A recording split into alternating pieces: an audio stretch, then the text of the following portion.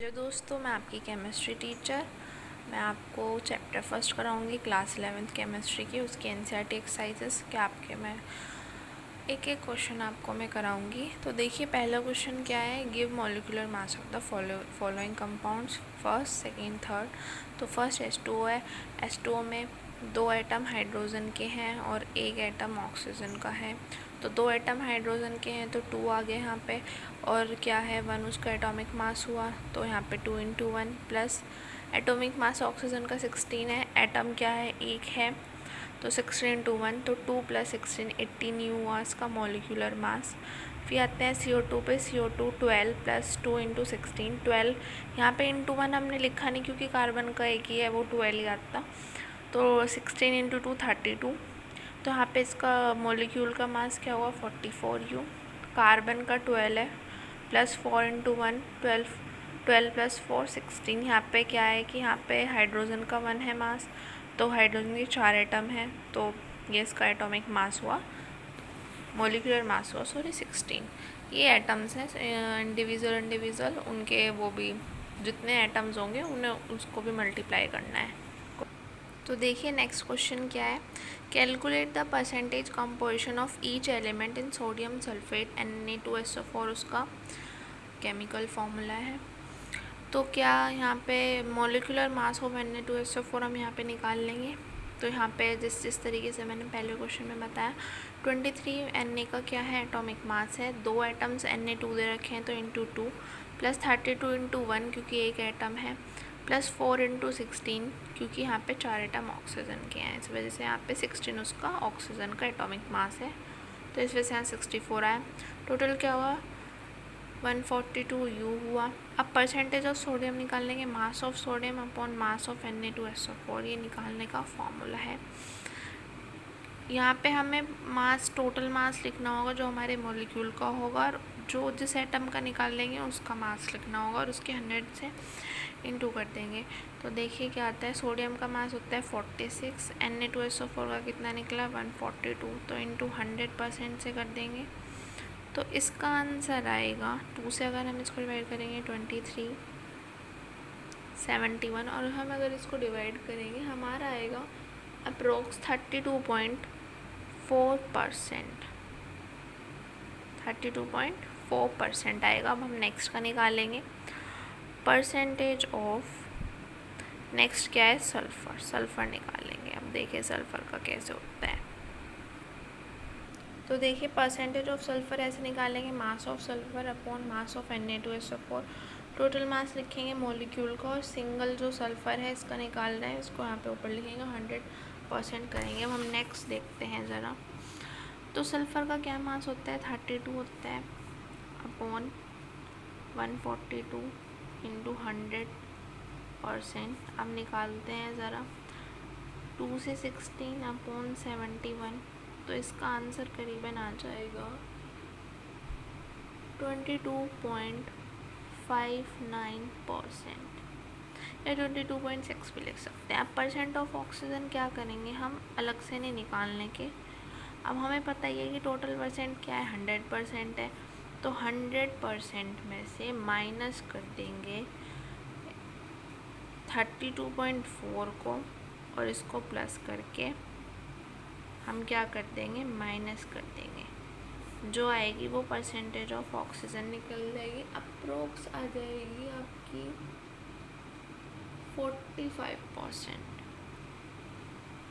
45%। अगर आप निकाल के कैलकुलेशन करके देखोगे तो आराम से आपकी 45% आ जाएगी। और अगर आप 45%, 22.59% और 32.4% जो ये है, इसको प्लस करके देखोगे तो 100% आएगा, क्योंकि 100% क्या है परसेंटेज है, तो 100% आनी चाहिए। इनकी 100% में अपनी अपनी परसेंटेज में जो प्रेजेंट होंगे, तो टोटल परसेंटेज तो 100 ही होगी ना, इस वजह से।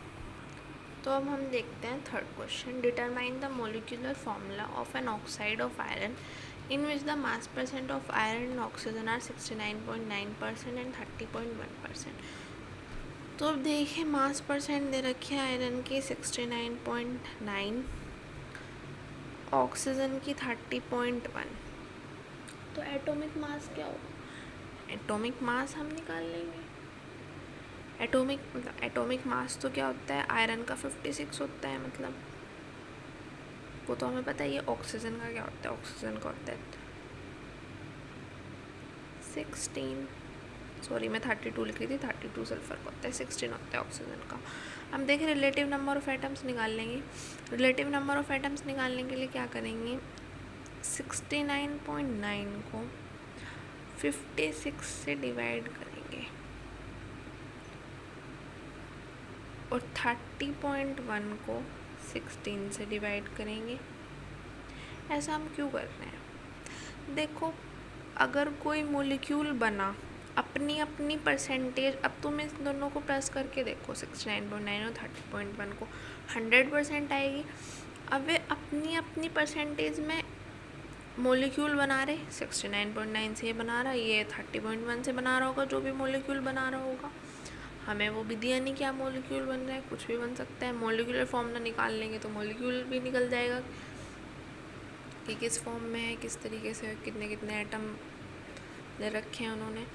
तो अब देखिए रिलेटिव नंबर ऑफ एटम्स, अब इसे हम एक तरीके से गिवन मास ही मान रहे, एक तरीके से मास मान रहे, एक तरीके से इस चीज़ में प्रेजेंट है, इन परसेंट में प्रेजेंट हैं, तो एटॉमिक मास से इनके रिलेटिव नंबर ऑफ एटम्स पता लगा लेंगे हम।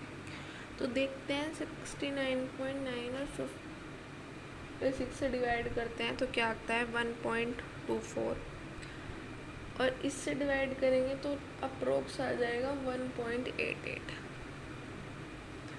सिंपल रेशो करेंगे, फिर हम कैसे करेंगे, अब देखो सिंपल रेशो कैसे करेंगे। जो सिंपल रेशो करने के लिए जो सबसे छोटा होगा ना 1.24 की 1.24 से कर देंगे, जो सबसे छोटा होगा उसकी अपने आप से, जो 1.88 है उसकी भी 1.24 से कर देंगे। इसका तो इक्वल टू में 1 आ जाएगा, इसका इक्वल टू में क्या आएगा, इसका इक्वल टू में अगर हम निकाल लेंगे अप्रोक्स इसका आ जाएगा 1.5। अगर मैं थोड़ा सा इधर लिख देती हूँ अगर दिखाई ना दे रहा हो तो 1.5। अब इसका क्या करेंगे, हम इसका होल रेशो एक बार ही लिख लेंगे, होल रेशो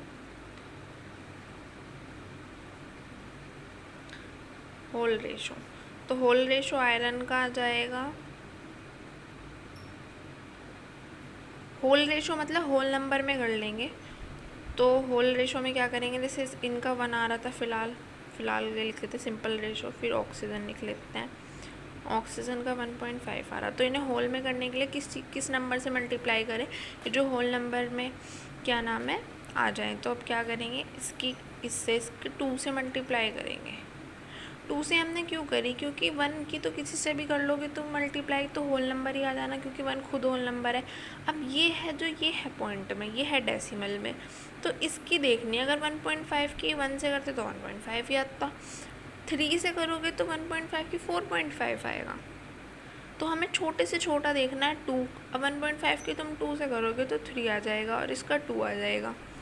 तो क्या बना, Fe कितने एटम में, Fe जो मॉलिक्यूल बना, Fe के कितने एटम है उसमें 2, ऑक्सीजन के कितने हैं 3, तो क्या मॉलिक्यूल बना Fe2O3। तो ये क्या बना, इसका मॉलिक्यूलर फॉर्मूला ये बन गया।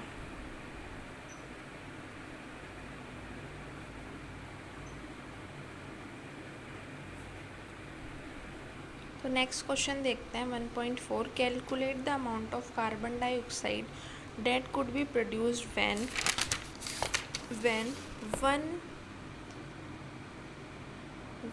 1 mole of carbon is burnt in air। तो अब देखते हैं, पहला ही क्वेश्चन करते हैं कि 1 मोल ऑफ कार्बन क्या है, एयर में बर्न हो रहा है। तो प्रोडक्ट की बतानी, प्रोडक्ट CO2 है, तो 1 मोल इसका दे रखा है। ये भी अगर हम देखें एक तरीके से स्टैंडर्ड इक्वेशन बना के देखें तो 1 मोल इसका है, 1 मोल इसका है, तो हम लिख सकते हैं 1 mole of carbon is produced 1 mole of CO2 according to balanced equation. हमें रियलिटी में पता नहीं है कि रियलिटी में ये 1 मोल में है या नहीं है। अभी हमने बैलेंस्ड इक्वेशन से पता करा कि ये 1 मोल है, ये भी 1 मोल है। अब क्या है, क्वेश्चन में खुद भी दे रखा कि 1 mole of carbon is burned in air. जब क्वेश्चन में खुद दे रखा है कि 1 मोल ऑफ कार्बन एयर में बर्न्ड हो रहा है, तो 1 मोल ऑफ कार्बन जब इस प्रोड्यूस कर रहा है 1 मोल ऑफ कार्बन डाइऑक्साइड, अब तो क्वेश्चन में खुद प्रेजेंट है कि यहाँ पे 1 मोल दे रखा है। अगर मान लो ना देते, मास दे देते या कुछ और फ्रैक्शन में दे देते, तब हम क्या करते? उसके लिए मैंने आपको स्टोइकियोमेट्री में भी बताया था। तो मैं अब आपको पहले तो ये वाला क्वेश्चन करा देती हूँ। देखो 1 मोल कार्बन डाइऑक्साइड के आगे तो हमें क्या निकालना था? हमें निकालना था mass. Calculate the amount of carbon dioxide पूछ रखी थी ना, तो 1 मोल कार्बन डाइऑक्साइड का आ गया। तो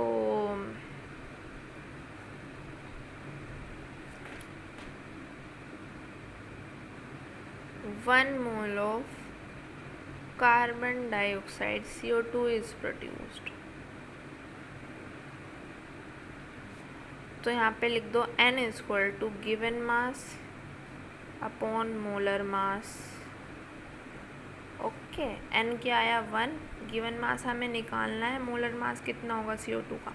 CO2 का मोलर मास हम साइड में निकाल के दिखा देंगे। CO2 का 12 प्लस कितना 16 इंटू 2, 12 प्लस 32 क्या आया 44 ग्राम आया बच्चों। तो 44 आएगा यहाँ पे मोलर मास। तो गिवन मास क्या है यहाँ पे 44 ग्राम। हम नेक्स्ट क्वेश्चन देखते हैं बच्चों। अब नेक्स्ट क्वेश्चन सेकेंड, चलो सेकेंड देखते हैं। अब देखते हैं बच्चों, यहाँ पे निकालना है, मैं क्वेश्चन पढ़ते हैं। 1 mole of carbon is burned in 16 gram of dioxygen. अब देखो 1 मोल ऑफ कार्बन यहाँ पे प्रेजेंट है, पहले क्वेश्चन में दे रखा था। अब यहाँ पे हमें एक और चीज़ ऐड ऑन कर दी कि 16 ग्राम ऑक्सीजन कर दीजिए। यहाँ पे भी ऑक्सीजन 1 मोल में प्रेजेंट थी। देखो 1 कार्बन का 1 O2 का, तो 1 CO2 प्रोड्यूस कर रहे थे। यहाँ पे इन्होंने क्या दे दिया कि 16 ग्राम डाई ऑक्सीजन दे दी। तो ऑक्सीजन नंबर ऑफ मोल्स कितने आ गए ऑक्सीजन के, इस तरीके से number of moles of oxygen निकाल लेते हैं। Number of moles of oxygen आ गए, 16 ग्राम दे दिया, कितना आया 32, तो हाफ। तो ऑक्सीजन के कितने दिए, हाफ मोल दिए, ऑक्सीजन के हाफ मोल दिए। तो अगर हाफ मोल ऑक्सीजन प्रोड्यूस करेगा, और देखो वैसे बैलेंस करेंगे इक्वेशन में, तो 1 मोल ऑफ कार्बन आ रहा है और 1 मोल ऑक्सीजन आ रहा है। मतलब मेरा 1 थोड़ा ऐसे टेढ़ा हो गया, आप देख लो यहाँ पे हाफ आ रहा है इस तरीके से। तो यहाँ पे हमने 32 क्यों लिया, यहाँ पे ऑक्सीजन का जो क्या बोलते हैं 2 ऑक्सीजन है, O2 है, इस वजह से हमने यहाँ पे 32 लिया, 2 एटम्स हैं। ओके, तो हाफ आ रहा है। अब देख लो जब ये हाफ है, अब बैलेंस में एक चीज़ अगर मैं आपको बैलेंस इक्वेशन के अकॉर्डिंग लिखूँ, 1 मोल ऑफ ऑक्सीजन, ऑक्सीजन में O2 बना लो, प्रोड्यूस्ड 1 मोल ऑफ CO2। तो अब अगर हम यहाँ से पता लगाएं कि 1 mole of O2 produce 1 mole of CO2, balanced में ही आ रहा है और हमारा जो असलियत में निकाल के हाफ आ रहा है, तो हम क्या ये नहीं लिख सकते half mole of O2 produce half mole of CO2 according to first equation? लिख नहीं सकते, बहुत ईजी तरीका है ये। Half mole of O2 produced half mole of CO2, क्या हम लिख नहीं सकते क्या? मैंने तभी कहा था, मैं जैसे पढ़ाती हूँ तो मैं बताती हूँ बच्चों को कि आप पहले बैलेंस्ड इक्वेशन की स्टैंडर्ड लाइन लिख लो, चाहे 1 है जो भी आ रहा बैलेंस्ड इक्वेशन की, फिर आप उसके अकॉर्डिंग जो भी आपके नंबर ऑफ मोल आएंगे ना, उसके अकॉर्डिंग इसे लिख देना, वही मोल आ जाएंगे। तो अब देखो, अब CO2 के हाफ आ गए। अब देखना N is equal to given mass upon molar mass. CO2 का निकाल रही हूँ मैं, CO2 के अमाउंट पूछे, गिवन मास निकालना है, मोलर मास क्या है 44। तो गिवन मास क्या है इसका 44, ऊपर चला जाएगा ऐसे 2 से आ गया 22 ग्राम। ओके बेटा, अब देखते हैं हम यहाँ पे third question. 2 moles of carbon are burned in 16 gram of dioxygen. आप देखते हैं इन्होंने कार्बन के 2 moles दे दिए, क्या चेंज होएगा? इनके अकॉर्डिंग लिख लिया भाई हमने, भाई क्वेश्चन में काम क्वेश्चन के अकॉर्डिंग लिखेंगे। 2 moles of carbon are burned in 16 gram of dioxygen, वो हम देखते हैं बाद में, फिलहाल हम डाइऑक्सीजन लिख देते हैं। CO2 बना। अब पहले तो इक्वेशन बैलेंस करनी है भाई, वहाँ तो बैलेंस बनी बनाई आ रही थी, यहाँ पे एक बारी देख तो ले बैलेंस है कि नहीं है। तो 2 मोल कार्बन के हैं, 2 कार्बन के मोल हैं। अब देखो ज़रा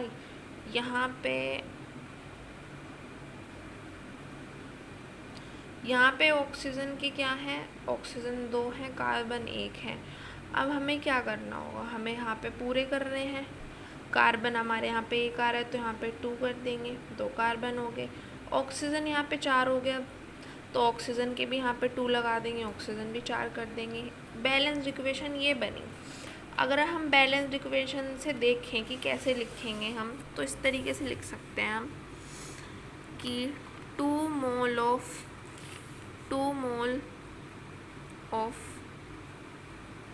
कार्बन, या O2 के प्रेजेंट में लिख लो 2 मोल ऑफ O2, कार्बन ही लिख लो, चलो 2 मोल ऑफ कार्बन। वहाँ पे हमने पहले क्वेश्चन में ऑक्सीजन पता क्यों ले लेते, नंबर ऑफ मोल सेम आ रहे थे, क्योंकि लिख लो 2 मोल ऑफ कार्बन, या ऑक्सीजन है लिख लो 2 मोल of O2 produced 2 mole of CO2 आ गया, चलो 2 मोल प्रोड्यूस। अब हम रियलिटी में देखते हैं ऑक्सीजन के कितने मोल हैं भाई। जब उन्होंने कहा कि 16 ग्राम डाइऑक्सीजन है, तो देखते हैं चलो रियलिटी में कितने हैं। 16 उन्होंने दे रखा, हाफ मोल है ऑक्सीजन के असलियत में। रियलिटी में जो इक्वेशन में हाफ मोल है, तो अब हम क्या ये नहीं लिख सकते half mole of O2 produced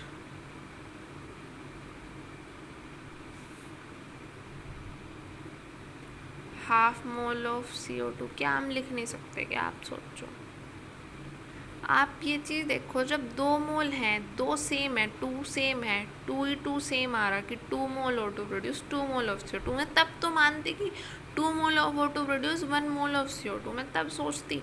पर जब यहाँ पे सेम है, तो क्या हाफ मोल ऑफ O2 जो आ रहा है, जो रियलिटी में जो आ रहे हैं इसके मोल, क्या मैं यहाँ पे हाफ नहीं लिख सकती इसके अकॉर्डिंग? यहाँ पे यही तो देखना है। बहुत इजी तरीका है, वरना मैं टफ वाला ही तरीका करा दूँगी, जिसमें let carbon is completely consumed and oxygen is completely consumed, वो वाला तरीका भी होता है, वो भी करा देंगे। अगर आप कहोगे तो वो भी करा देंगे हम। तो ये बहुत इजी तरीका है। तो अब देखो यहाँ पे वो CO2 के निकल गए मोल्स, तो निकाल देना। गिवन मास अपॉन मोलर मास, तो N क्या आ गया, हाफ आ गया। गिवन मास निकालना है CO2 का, मोलर मास क्या है 44। ओके बेटा, अब गिवन मास कैसे निकलेगा, यहाँ पे 22 ग्राम, 44 उधर चला जाएगा और अपॉन 2, तो गिवन मास आ जाएगा 22 ग्राम। ये तो आंसर सेम आ गया पहले जैसा, तो इसमें कोई अलग बात नहीं थी क्वेश्चंस में। ओके, क्वेश्चन नंबर 5 करेंगे, देखते हैं क्वेश्चन नंबर 5 में क्या है। तो देखिए बच्चों, मैं आपको 5th क्वेश्चन कराती हूँ। Calculate the mass of sodium acetate. Sodium acetate का फॉर्मूला है CH3COONA, required to make 500 ml of 0.375 molar solution, given that the molar mass of sodium acetate is 82। अब देखो, मोलैरिटी का फॉर्मूला एक तो तुम सोच रहे होंगे कि वो है नंबर ऑफ मोल्स N/V है। तो नंबर ऑफ मोल्स यहाँ पे क्या, मैंने आपको मोलैरिटी वाले टॉपिक में समझाया था कि W/MB कैसे आएगा। तो नंबर ऑफ मोल्स को हम किस तरीके से लिखते हैं, गिवन मास किसका, सोल्यूट का, तो WB, मोलर मास किसका, सोल्यूट का, तो MB, इनटू वॉल्यूम आ जाएगी। 1000 तब लिख देंगे अगर ml में होगा, तो बन गया नहीं यही क्वेश्चन, यही मतलब यही फॉर्मूला बन गया ना। तो अब इससे क्या निकालना, हमें गिवन मास WB निकालना, MB हमेशा मोलर मास होगा। जो कि दिया होगा क्वेश्चन में, दे रखा mass of given at the molar mass of sodium acetate is 82। फॉर्मूले आपको याद नहीं होते तो बना लो, पर पेपर में याद ही करने पड़ेंगे, फिर इतना तुम बनाने में टाइम लगा दोगे। तो 0.375 लिख लेंगे, डब्ल्यू भी निकालना है, इनटू 1000 लिख लेंगे। चलो करते हैं, एम बी 82 और यहाँ पे आ गया 500, ये 2 टाइम्स कट गया, ये 41 आ गया। तो W भी आ गया 0.375 इंटू 41, और अगर इसकी इंटू करेंगे तो आंसर आ जाएगा करीबन 15.38 ग्राम समथिंग ये आएगा। ओके, ये आप कर लोगे। अब मैं नेक्स्ट 5 नेक्स्ट क्वेश्चन होंगे मैं वो आपको अगली वीडियो में कराऊंगी। इतना तक आप सब्सक्राइब करें, लाइक करें। Thank you.